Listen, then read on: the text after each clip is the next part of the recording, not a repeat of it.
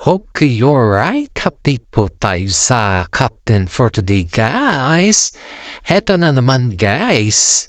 Si Catherine Bernardo po, spotted po sa mall kung saan ay hinihintay niya si Alden Richard. You know, guys, may mga kasama po tayo sa showbiz na kung saan po ay siyempre, bulong-bulungan ba na may boyfriend na daw si Catherine, politiko, or else ginagamit lang si Catherine sa mga, siyempre alam natin pagdating sa mga politiko sa ngayon, guys, ay malapit ng eleksyon. Kaya siyempre, gagamitin yung mga artista na kung saan ay mga sikat. Yan po yung palagi nating tatandaan, guys, kapag ikaw ay sikat na artista at sinasabing may mga friends ka na politiko, siguro naman medyo dumistansya tayo sa mga nagraran na bilang isang gobernador, politiko sa ngayon. Dahil iyan po ay mga signs and symbols na kung saan gagamitin ka din nila para sa ganun ay mananalo po sila. At iyan po yung ugong-ugong sa ngayon na ginagamit si Catherine Bernardo sa ngayon para maging mananalo yung bit na mga administrasyon ba. But we know, guys, kilala naman natin si Catherine na pagkaibigan is kaibigan. Hindi yung kagaya ng iba dyan na kaibigan and then after kaibigan sila na. Hindi naman, we're not expecting special treatment or something new about that. Kasi alam naman din natin na pag sa politika talaga, pag sikat ka, talagang lalapitan ka para i-endorse mo. So not only for endorsement, guys, also for yung dumikit ka lang ng konti at may issue na yun pagdating sa kanila. Ito, guys, balik dati, it just only refreshment dyan sa mga issues ba na nasagap natin ayon sa mga anghel natin sa showbiz. And then now, guys, si Catherine Bernardo po ay spotted dun sa mall. Naku, hindi, wag na natin bagitin kung anong mall yun. Kasi, parang kasi may hati ata yung mall na yun eh. Baka kasi magkakamali pa tayo. Pero, we're just being update sa mga fans ba. Ito, guys, nakaupo si Catherine Bernardo and she's wearing a white t-shirt at saka nakakuan siya, nakasimpleng pants lang ba siya. Alam mo yung quad lang, yung hindi siya mukhang artista. Ganon yung tera ni Catherine Bernardo. And then, ang mga fans po, syempre hindi nahalata si Catherine kasi umiba daw yung kanyang aura. Parang yung Catherine na lumalabas ay umiba daw ngayon. Yung style ba, yung datingan ba ni Catherine sa akin, talagang ang daming nagbago. Yun yung pansin ng mga fans niya. Kaya nga po hindi siya nilapitan, nagpa-take picture kasi nga talagang hindi mo talaga siya makikilala, guys. Ngayon, ito na lang daw yung nakatingin yung tinutok daw sa kanya yung CCTV dun sa restaurant. Aba, dun na nagsigawan yung mga tao, dun na rin nalaman na hinihintay niya si Alden dun. Supposedly pala si Alden kasi she don't know na nandun na si Catherine. Kasi ang balak daw kasi ni Catherine just only kung nang ba mag-refresh yun. Lakad dito, mall dito, shopping dito, parang baga refreshing lang sa sarili. Yun yung kwan niya, yung balak niya. And then, suddenly, na-realize niya na kailangan niya si Tisoy sa kanyang paglalakbay. Kasi, you know, guys, nasanay kasi si Catherine kay Alden Richard na kahit saan man siya pumupunta, basta hindi lang complicated dun sa schedule ni Alden, and then go naman itong si Alden, guys. Ay ito, tumawag siya kay Tisoy and then waiting for Tisoy in mall. And yun, guys, may isang anggulong hindi dito maintindihan ng mga fans ng Catherine. Kasi dumating, ayaw ko mag-discriminate ng mga ibang fans, guys, dumating kasi yung fans ni dating Katniel siguro ito dahil yung mga tira-tirada niya kay Catherine Bernardo parang may kirot siya guys. Kasi halos napansin ng mga netizen dun yung klaseng pag-i-interview niya kay Catherine kung bakit how easy for you the 12 years na ganon lang kadali na palitan si DG. Are you, yung kumbaga is naka-move on ka na ba? That's the direct way ba? Pero ginamit niya kasi yung 12 years na yung relationship nila ni DG.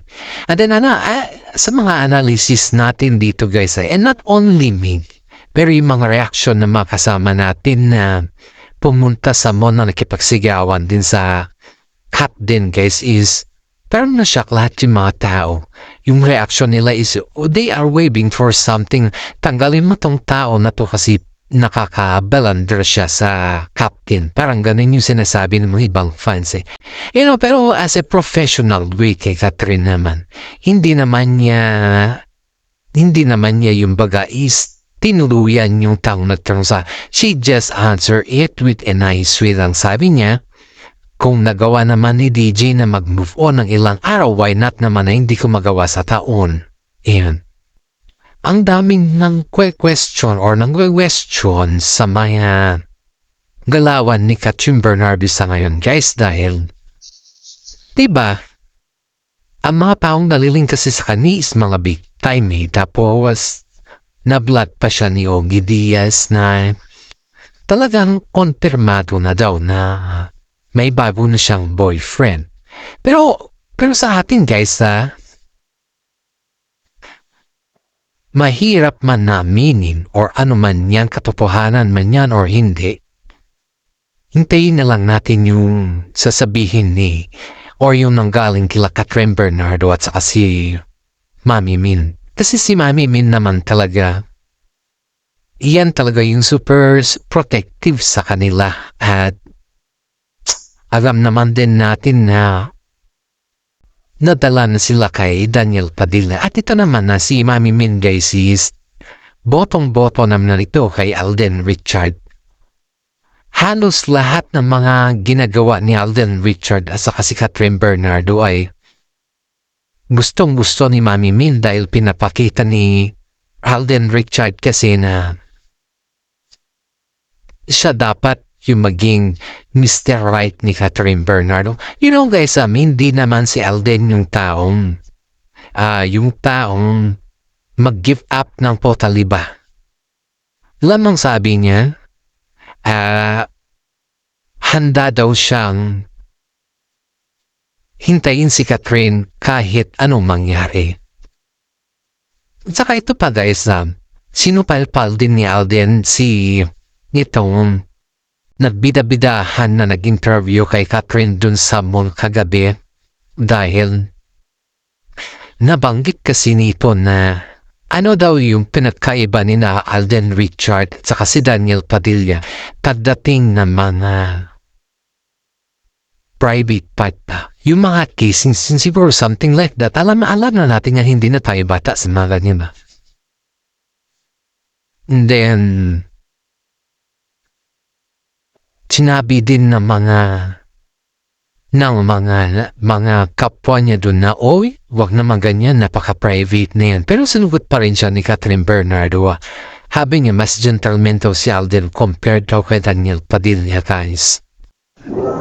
Kilala naman natin si Catherine na hindi siya basta-basta na tao para sa mga taong kumbaga is nang babasa kanya guys. Halos kasi ay pinagpepestahan na po si Catherine dahil sa politiko na ito. Pero ang tingin ng karamihan guys ay mas marami pa rin po yung pabor na hindi totoo yung mga politiko na ito. Pero in fairness guys ayon din dito sa ating legit na sources na hinahayaan na lang nila Catherine at saka si Mami Min yung mga balibalita na patungkol sa malan niya dahil alam naman nila sa kanilang mga sarili na wala namang pupuhanan yung mga balitang ganon. At ayon din dito sa ating legit na sources ay si Catherine Bernardo po ay nakikipag-ugnayan din sa Alden Richard at may mga time sila na free time ay dun po nagkakaroon na mga banding. Hindi po totoo na binitawan na siya ni Alden Richard guys, kundi patuloy pa rin po si Alden Richard na sumusuyo kay Catherine at may mga balita din po na pumunta si Alden dun sa bahay nila Catherine at si Catherine naman po ay pumunta din dun. Si Alden naman po pumunta din dun sa bahay nila Catherine at the same time, ganun din po si Catherine pumunta rin po dun sa bahay nila Alden Richard.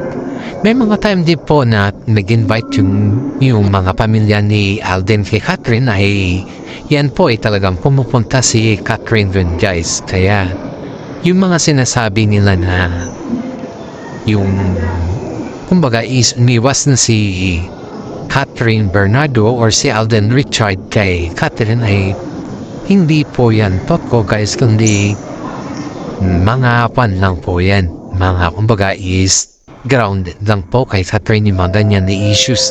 Pero in fairness guys, maraming mga fans ng Cat din sa ngayon guys ay nananatiling Cat din pa rin dahil sa kabila ng mga issues na pinupukol sa Cat din ay hindi lubos sila maisip na very strong pa rin ang Cat din sa lahat ng bagay sa kanila. Di po na sila nadadala sa mga issues na kung saan ay binabati ko sila ng karamihan dahil sa mga maling akala or mga maling fake news ba.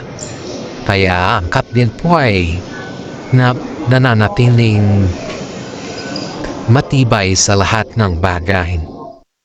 Kaya nga kadalasan dito yung dami nating nasasagap na balita tungkol sa mga anong iba't ibang klaseng showbiz na dumadaan sa atin. Kaso nga lang ay iniisip kasi natin ito guys ay mas maigi na sila na dapat yung ating tanin. Pero ayon din dito sa ating mga nasagap na balita guys ay di umano si Alden Richard po ay sinusuyo pa rin si Catherine sa kabila ng lahat ng kanyang pagmamahal. Umiiyak daw si Alden nung isang araw dahil parang yung kwan ba, yung toxic na schedule nila, yun yung nabigay sa kanila ng homesick. Kumbaga, yung kwan ba, yung namimiss nila ang isa't isa at sa tagal na daw nila sa showbiz guys ay ngayon lang daw nila naramdaman yung mga ganon-ganon na bagay. Kaya sobrang hirap na intindihin paminsan-minsan yung mga mood din ng mga ibang tao. Kasi as far as I know guys is nahihirapan din si Alden Richard na hindi makita si Catherine Bernardo. Yan yung katotohanan dyan guys. Isipin mo sa kabila ng lahat ng situation or sa kabila ng lahat ng kaganapan ay makikita mo pa rin yung tinatawag na ano ba meron sa kanila at bakit ang hirap aminin or ang hirap nilang paaminin sa isa't isa. Pero it doesn't mean guys na yung mahirap silang paaminin or so whatsoever. Pero katotohanan dyan guys ay alam naman natin na si Alden Richard po ay may something na kay Catherine Bernardo at hindi lang nila maamin-amin nga noon pa dahil siyempre nandyan si Daniel Padilla pa eh. Yan yung katotohanan dyan guys. Pero kung kunin natin sa mga salitang katotohanan talaga ay mahal ni Catherine si Alden. Kaya nga si Alden ay kahit anong sinasabi o kahit anong pambabato sa kanya ng mga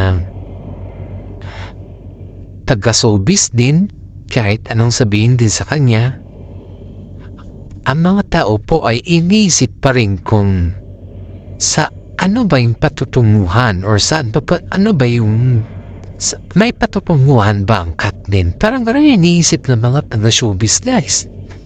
Pero sa katotohanan guys may patutunguhan ng Cat din kung wala nang magugulo sa kanila. Kasi nga, si Alden naman guys, nakakaunawa yan. Alam naman natin na nakakaunawa yan si Alden.